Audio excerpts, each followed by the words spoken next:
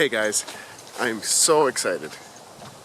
I've had this idea for a series of caches for quite some time, and I've actually been working on the series for over 6 months. Now it's getting close to Halloween, and since it's pretty spooky themed, I'm just out placing the caches and getting everything finalized before I publish it. This is going to be a series of 8 letterbox caches, with the final being a mystery that you have to go from each letterbox to gather a clue in order to get the coordinates for the mystery cache. So I thought I'd bring you along to show you some of the hide locations, some of the containers, and this also may spark some creativity for people. Kind of think out of the box and come up with a series of caches that actually has a great story behind it, and it's fun to find. You may be wondering what makes it spooky. It is a Sleepy Hollow themed cache series.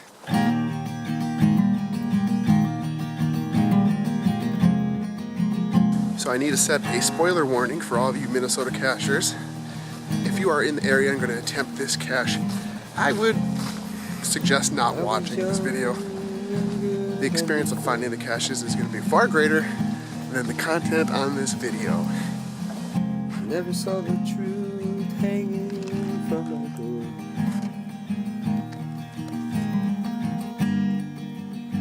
Now I'm older, see it face to face.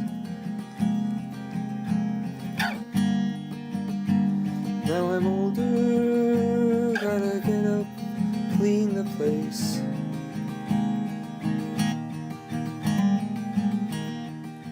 If you haven't found a letterbox hybrid before, basically you will find a stamp and a logbook inside. And what you do is, you're supposed to have a stamp book of your own, so when you come across a letterbox, you use the stamp in the cache to stamp your book, then use your own personal stamp that maybe you've made or purchased and stamp the book that's in the cache. Not only will you find the stamp and logbook in the caches, but you'll also find a letter with some coordinates to the next stage.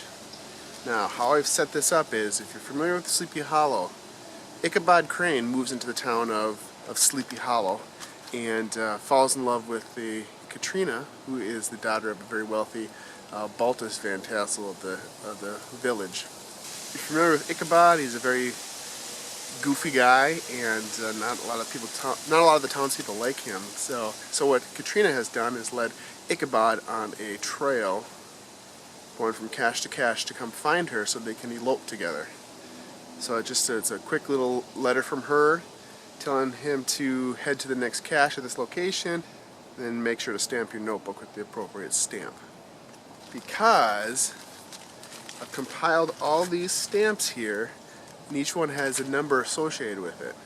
So to find the final cache, what you have to do is compare which stamp you found in which cache, and then plug it into what the coordinates will be for the final. It sounds kind of confusing. It's actually very, very simple and pretty fun, I think. So hopefully that everybody that finds the cache series really enjoys it and gets lots of favorite points.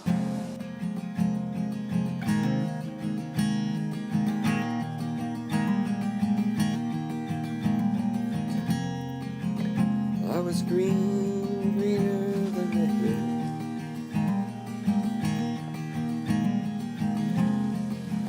The flowers grew and the sun shone still.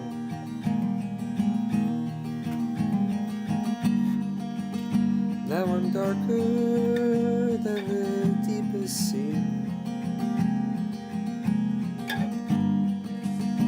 Just hand me down, give me any place to be.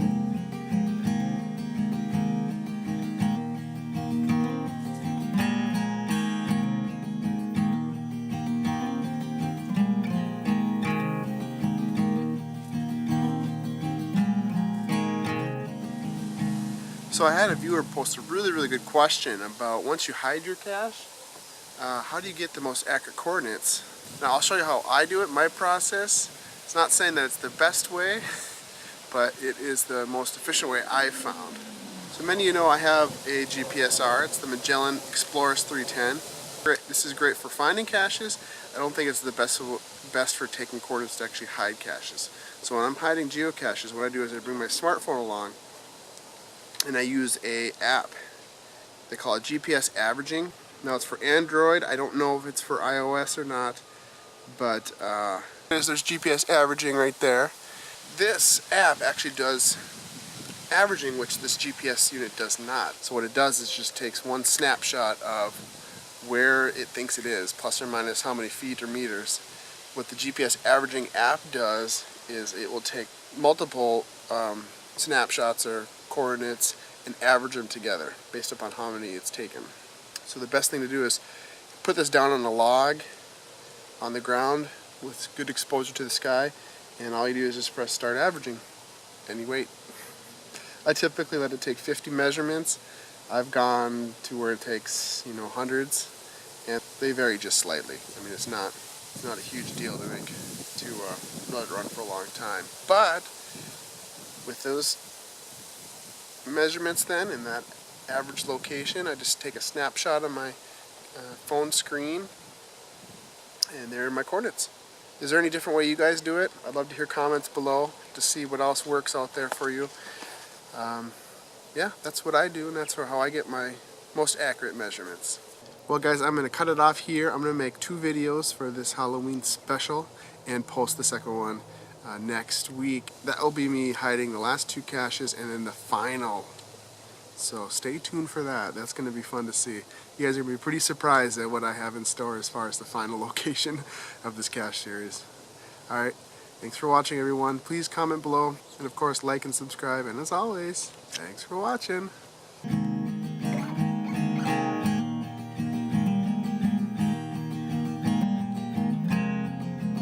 I was strong, strong in the sun.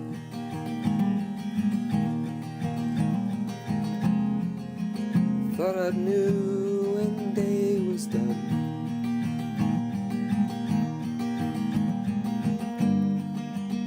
Now I'm weaker than the palest blue.